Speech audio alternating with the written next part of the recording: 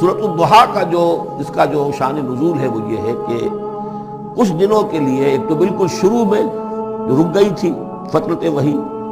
اس کے علاوہ پھر ایک موقع آیا ہے کہ کچھ عرصے کے لیے بہت دن گزر گئے تو جبرائیل نہیں آئے،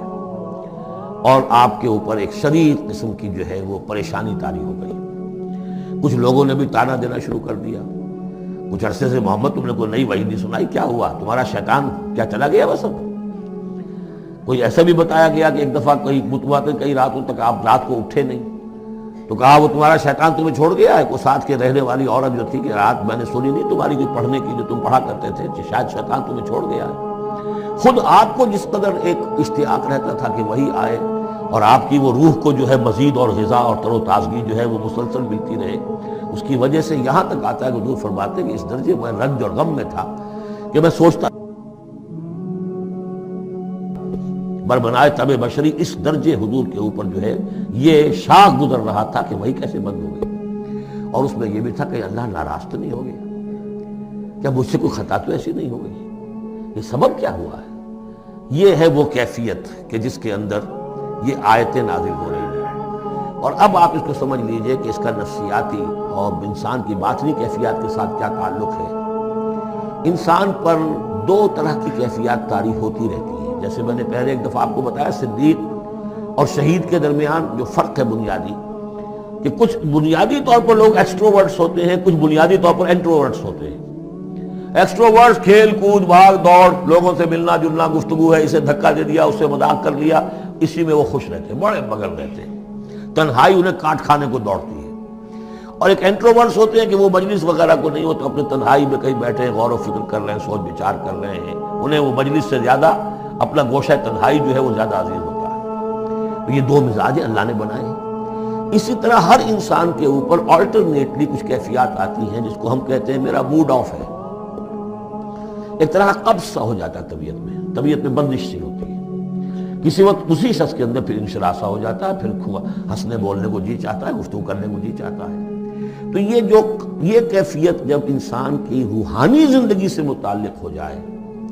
تو اس کو پھر صوفیہ نے نام دیا قبض اور بسط۔ کبھی طبیعت میں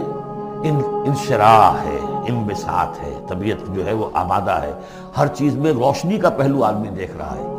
ہر چیز کے اندر آپ کو معلوم ہے ایک تاریک رخ بھی ہوتا ہے کسی معاملے کا اور روشن رخ بھی ہوتا ہے، اس وقت انسان روشن رخ کو دیکھتا ہے۔ اور ایک وقت میں آتا ہے کہ طبیعت میں بندش سی لگ گئی ہے، جیسے اندر کوئی پکڑ لیا کسی نے،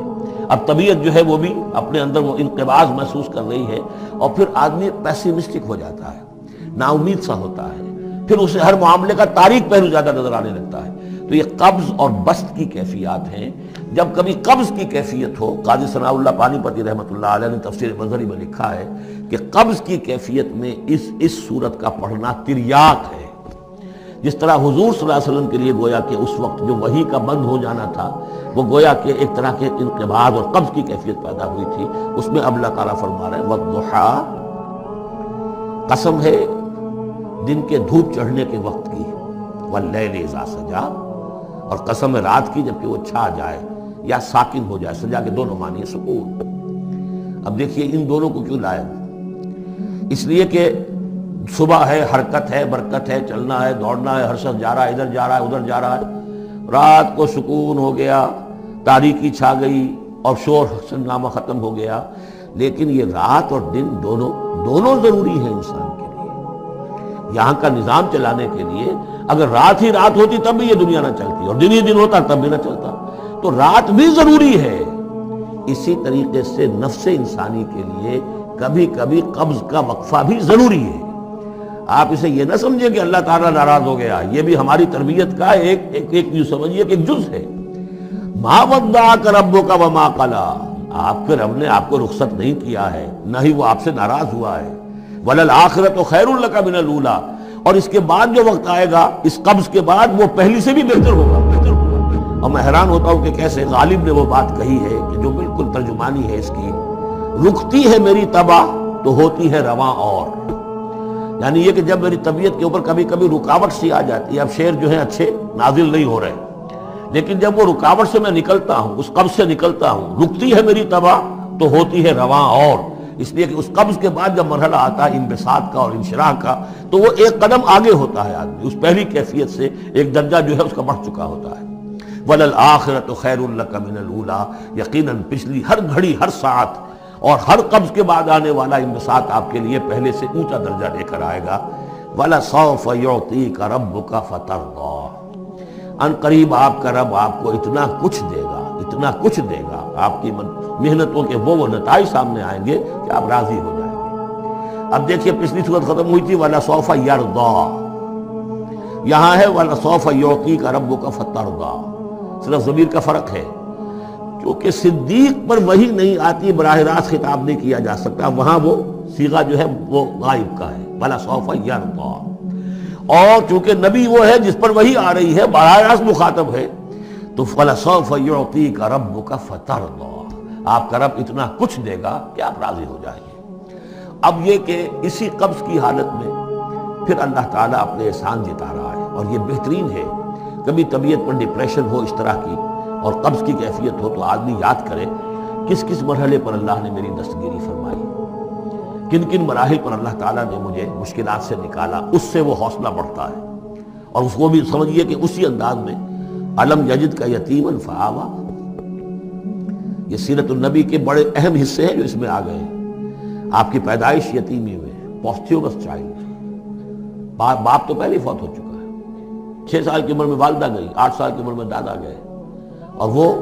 یعنی جو آپ نے دیکھا ہے ابتدائی زمانہ زندگی کا تو وہ یتیمی کا۔ علم یجد کا یتیماً فآویٰ، کیا اس نے اے محمد آپ کو نہ پایا کہ آپ یتیم تھے، پھر پناہ دی،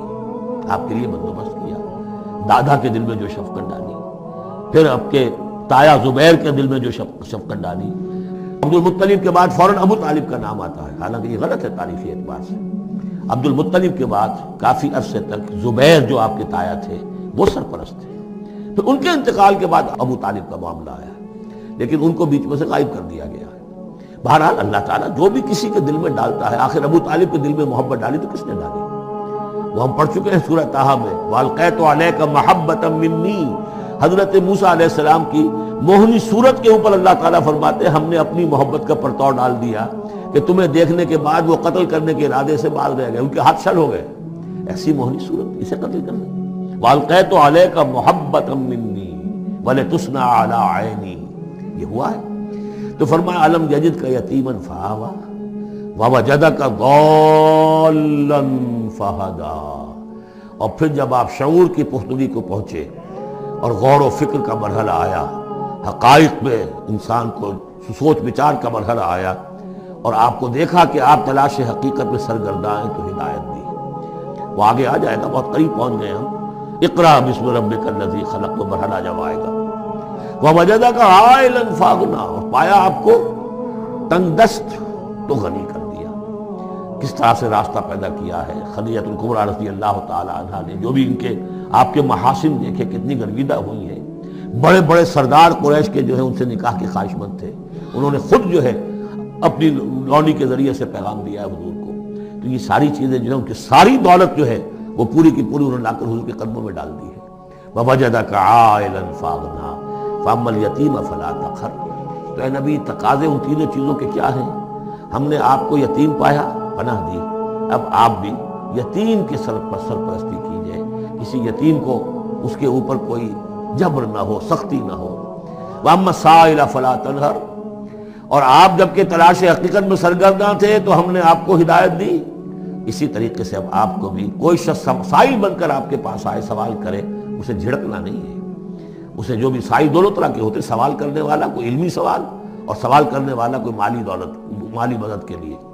وَأَمَّا بِنِعْمَةِ رَبِّكَ فَحَدِّثْ، اور جو ہدایت تمہیں دی ہے ہم نے اب اسے عام کرو، یہ نعمت ہے، آپ کے رب کا انعام ہے، یہ ہدایت جو آپ کو عطا ہوئی ہے اس کو بیان کرو۔ اس کے بیان کرنے میں یہ بھی ہے کہ اللہ کے انعامات کا چرچا انسان کرے اس کا شکر ادا کرنے کے لیے، اور یہ بھی ہے کہ اس کو پھیلائے اور عام کرے، دوسروں تک پہنچائے، ورنہ وہ بخل ہو جائے گا کہ وہ دولت جو ہے ہدایت کی اس کو آدمی صرف اپنی ذات تک محدود رکھے اور اس کا جو خیر ہے وہ دوسروں تک نہ پہنچائے۔